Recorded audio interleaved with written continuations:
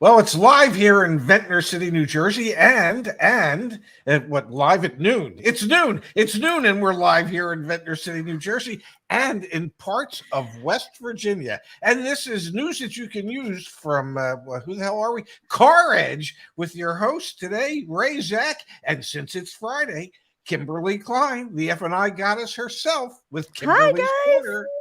Good morning, Kimberly. Or good morning. Or whatever it is. Oh, it's afternoon. So I guess hello. Okay, here I am. Yay. It's good to see you guys. Looking good today, Kimberly. Happy Friday. Pops, you're looking very vibrant yourself. All right, here is the deal. Yes. The deal. Honestly, some somber news to start the day. We have EchoPark, which is owned by Sonic Automotive. 8 of their dealerships kind of unceremoniously, just out of the blue, shut down as of yesterday. That is the lead story that we're going to kick off today's show with. The reason we are going to talk about EchoPark is because we actually do a lot of business with EchoPark. Not us as a trio, but yes, we have at CarEdge.com/sell. You can get offers from all the dealers in your area. We have made so many videos talking about EchoPark because Pops, Kimberly, they pay even more than Carvana typically to buy cars. Let me pull this up on the screen. We had 8 of their dealerships just overnight, no longer in business. Here it is from Automotive News. Sonic suspends operations at 8 EchoPark sites, will take Q2 charge. Sonic Automotive has indefinitely suspended the 8 EchoPark used-only locations, citing lower used vehicle availability and higher wholesale pricing.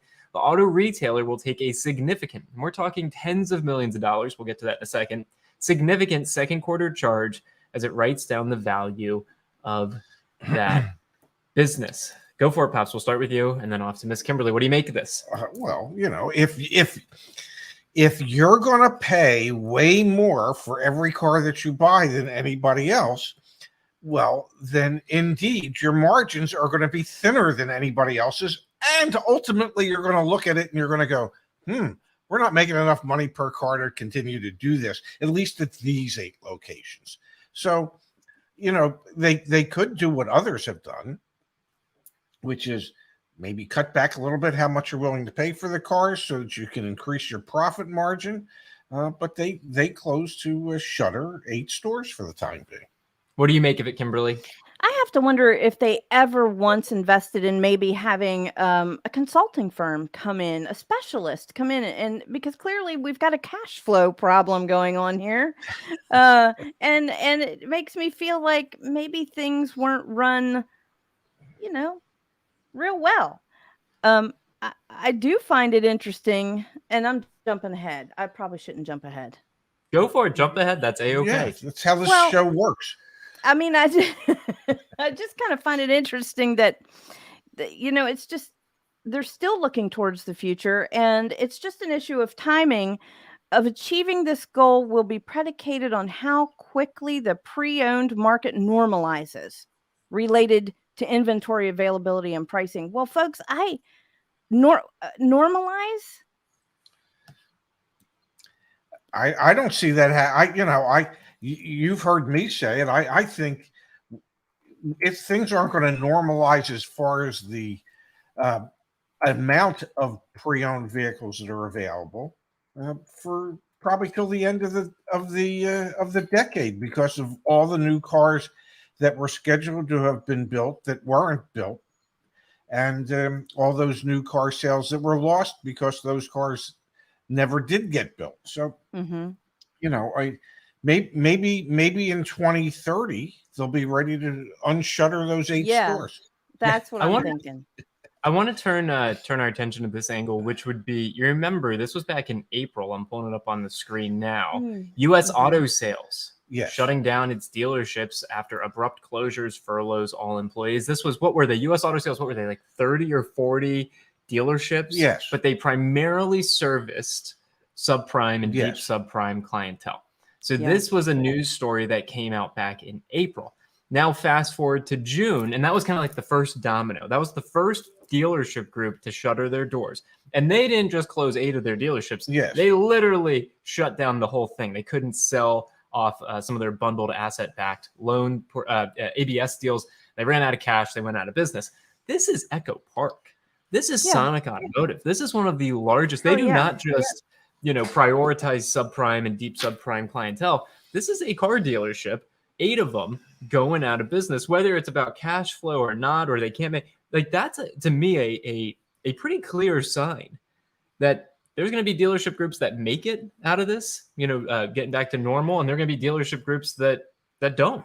Well, I mean, you have to take into consideration that EchoPark decided that they wanted to branch off to have used car only facilities. Mhm. Of course, that's what okay. that's what EchoPark is. okay. EchoPark is a CarMax competitor. Yes, and so they earmarked X amount of dollars for the experiment, and it's they're hoping the experiment would work, but they also understood when they embarked on this that the experiment might not work, and they were prepared for that as well. So yes, it signals that if you don't have good used car people running your used car stores. Oh, I don't think Yes. it's the people, Pops. You and Kimberly both can say it's the people, the operators. It's you're just getting caught. They were trying to grow too quickly. They're trying to buy as many cars as possible. Floor plan costs go up, wholesale prices go down. Like, you can have the best CarMax. We're going to talk about CarMax in a second. They have the best used car dealer operators in the face of the planet, on the face of the planet.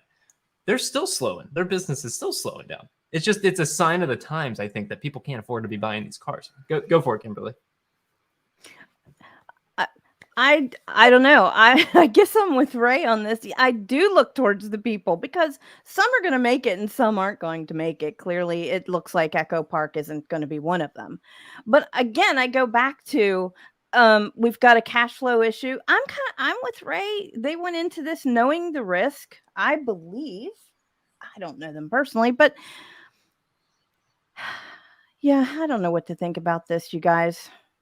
It always boils down to the people that you have running the stores. Either they're what makes a used car business viable, profitable, and you've heard me say this before, they make their profit when they buy their cars. If you buy the cars right, then you're going to be profitable, you're going to make money. If you're paying too much for the cars, then you're going to go like EchoPark just did, and you're going to shutter some of your stores. So you need honest to goodness car people, used car people who understand wholesaling, who understand the market, who understand where to go find cars and make deals that they can get cars more reasonably priced than their competitors so that they can remain in business and be profitable. Reasonably priced. They were paying top dollar. Okay, so what does that indicate? It indicates that the people, they didn't have the right people. Interesting. Right. So do you think they'll bring in consultants to save their business?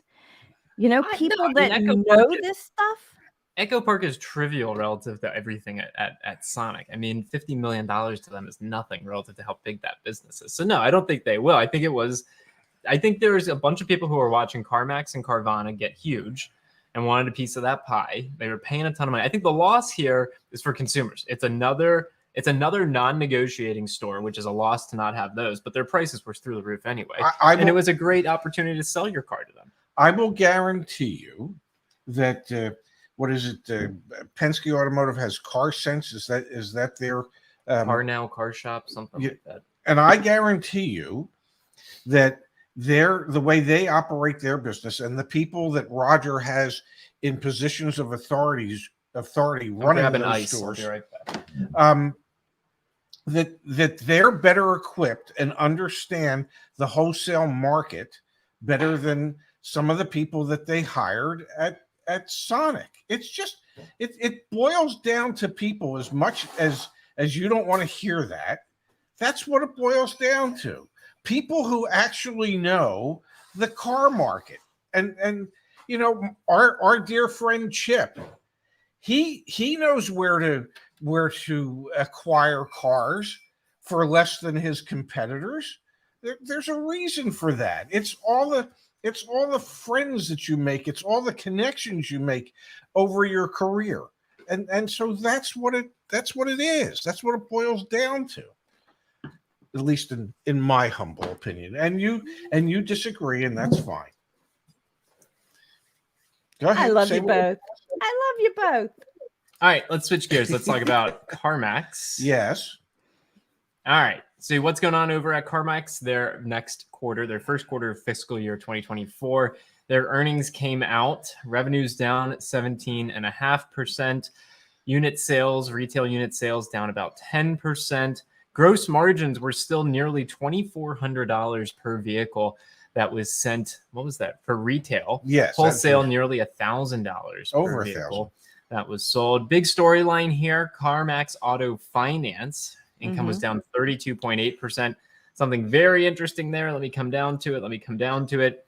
Loan loss provisions Yes. went up materially, up $23 million year over year. Every quarter, CarMax Auto Finance continues to add more money to their loan loss provisions.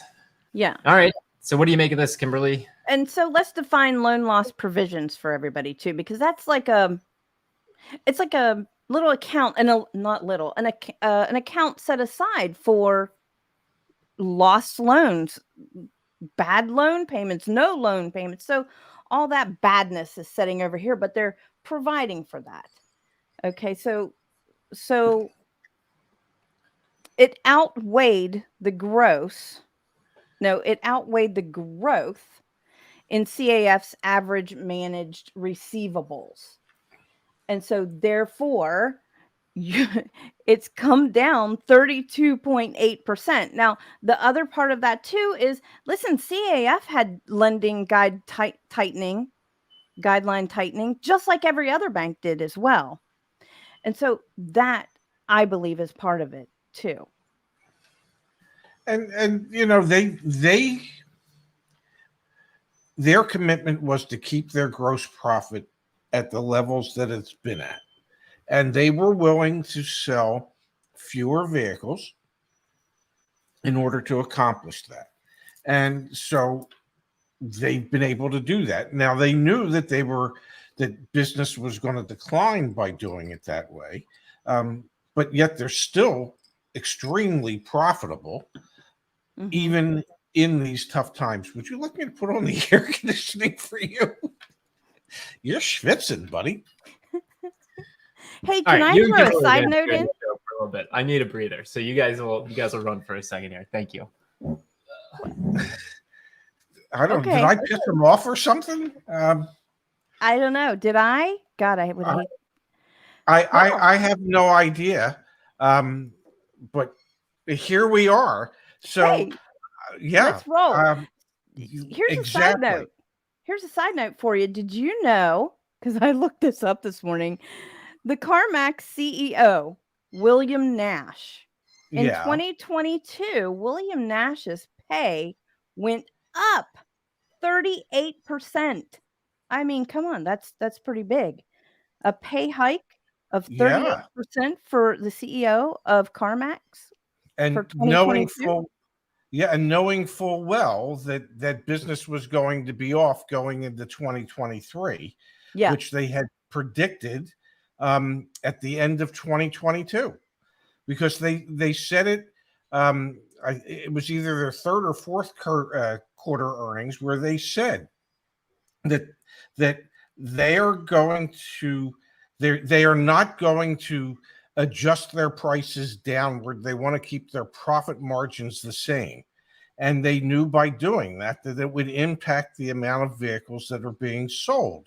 And we're seeing it. And maybe he was rewarding himself for because in 2022, because he knew in 2023, if he was getting a percentage of earnings before taxes and everything, that would be going down. So that's something I wanted to ask too. And it's 14 million, by the way, just so you know. 14 million. Yeah, that's all. How come I never made that kind of money? Ray, I think the same thing. Like, whenever you look at the employee, if you look at salary.com or any of those kinds of sites, and you see the average pay for an employee at CarMax, but then you see the CEOs and the execs of CarMax, they make all the money. Oh my goodness. Oh Yeah. my goodness, you guys, Yeah, it's they a do. They lot. make all the money. Zach, put the air conditioning on, It's a lot. please, even for me. Um, it's things are heating up here at the shore, because it's been raining for 4 days now, and the Yeah. sun is starting to come out, which means the humidity is building up dramatically, and that I probably shouldn't have a long sleeve shirt on.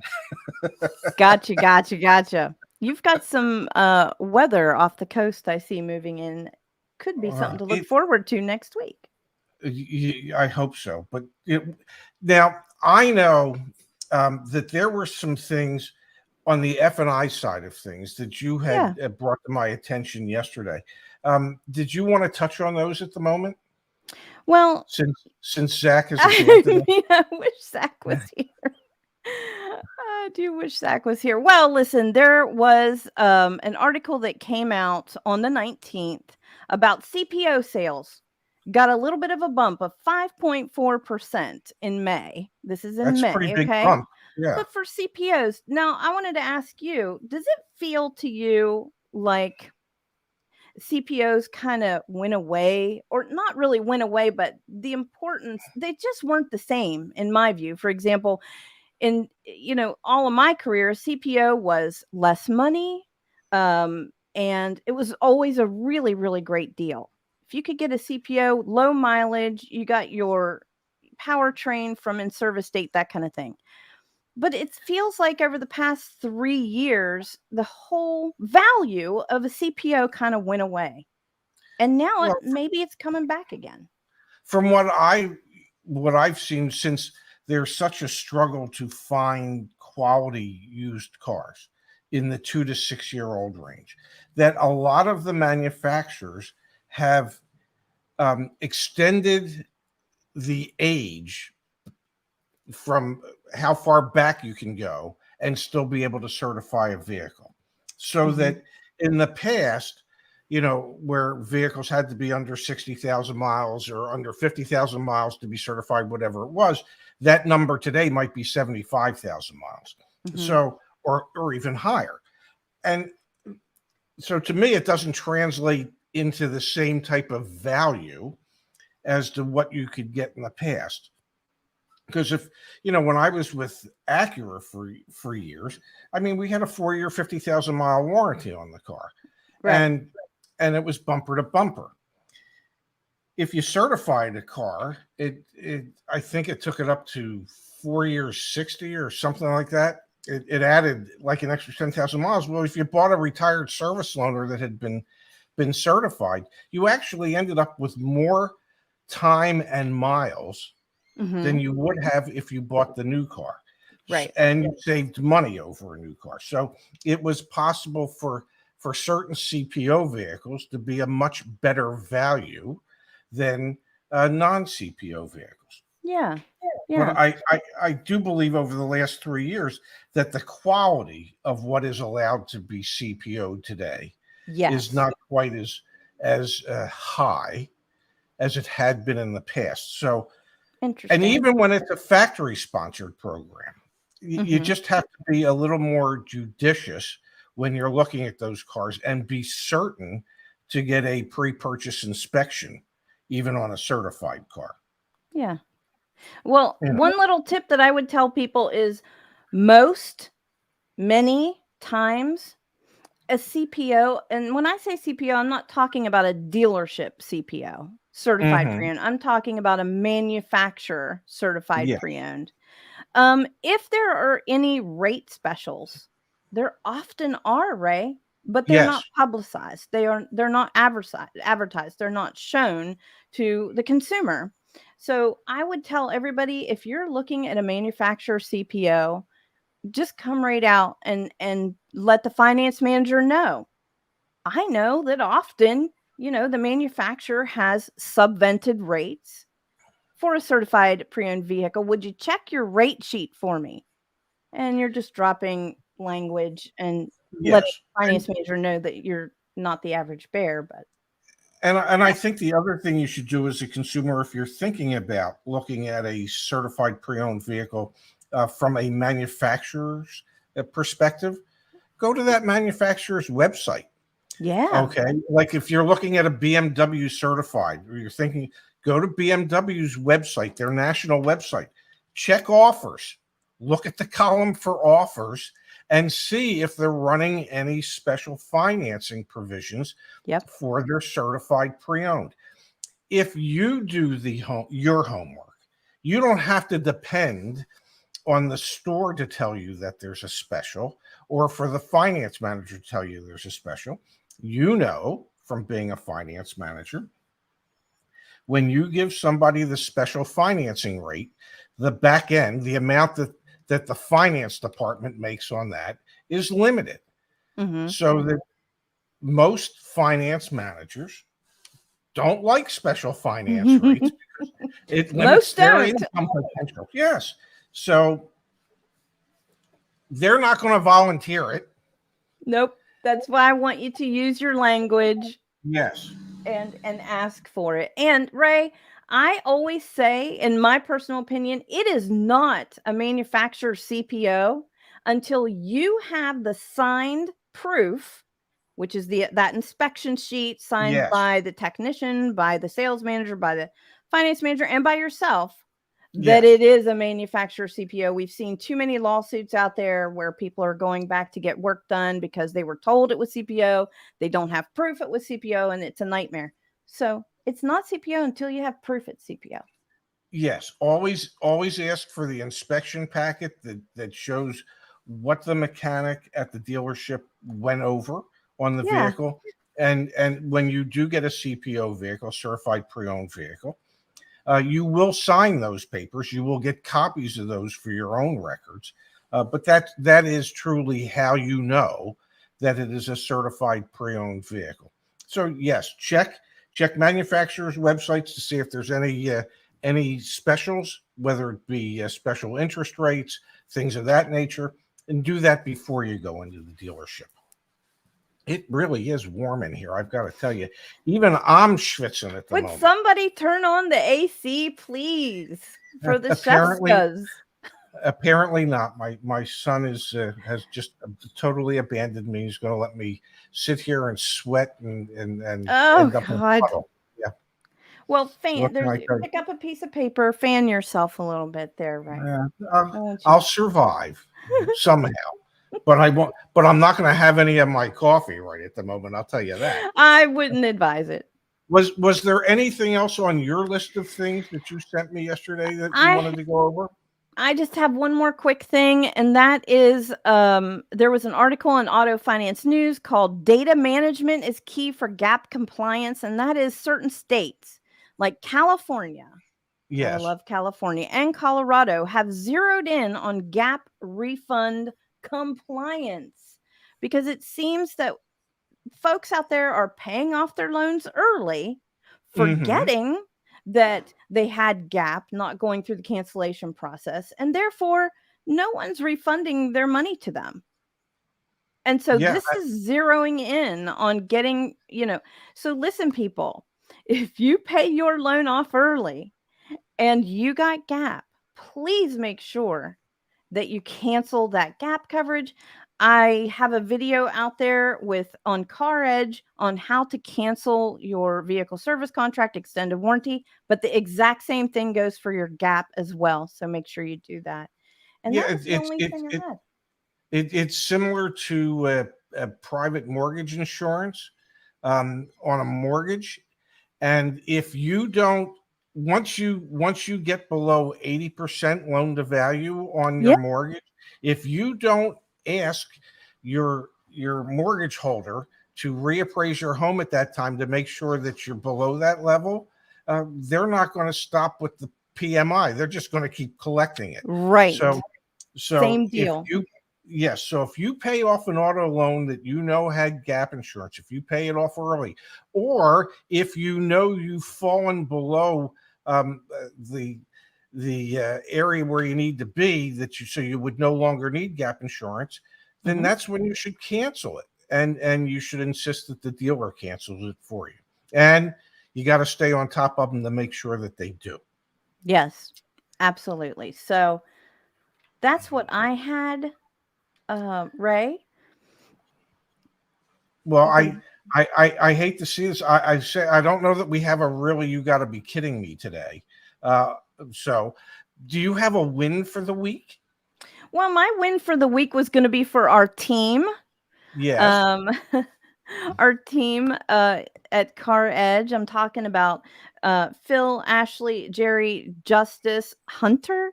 I hope I'm not forgetting, and I know I am forgetting Isn't others. there a Debbie now too? We've got Debbie on board now as well. Yes.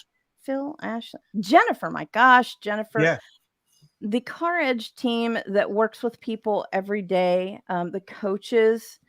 That's my win. I feel like they made huge strides this week, and bravo team, bravo. Yeah, the team does an absolutely unbelievable job with helping our members out there, helping them guide them through working a car deal. As you like to say, our staff is desking car deals all day long. Yeah. So we really have a pretty good idea as to what the market is in different areas of the country and how you can approach it. So please take advantage of that if you're a CarEdge member, because they're there for you. They're there to help, and that would be the coaching, which is what $99, and I'm not even sure if we're running a special at the moment because I don't pay attention to that stuff, and I probably should. And my win for the week, Yes. is that I get to spend Sundays with my son going outdoors with a GoPro, visiting local dealerships, and actually doing lot walks to see what the inventory levels look like and what dealers are adding on their addendum labels, so we can see how fair dealers are being, at least in our local area here. Uh-huh. And so I think that sheds a lot more light on what's actually going on in the marketplace, and I'm looking forward to doing that again this Sunday. Yes. With Shaq, we'll be doing that as well. So that's my win for the Excellent. week. Yeah, Excellent. I love that, and I can't wait to see that footage too.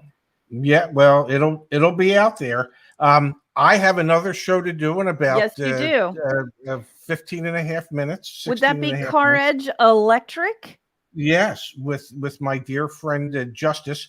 So why don't we call it a show for today? You got it. I want to thank you for being here, Kimberly. Thank you, Ray.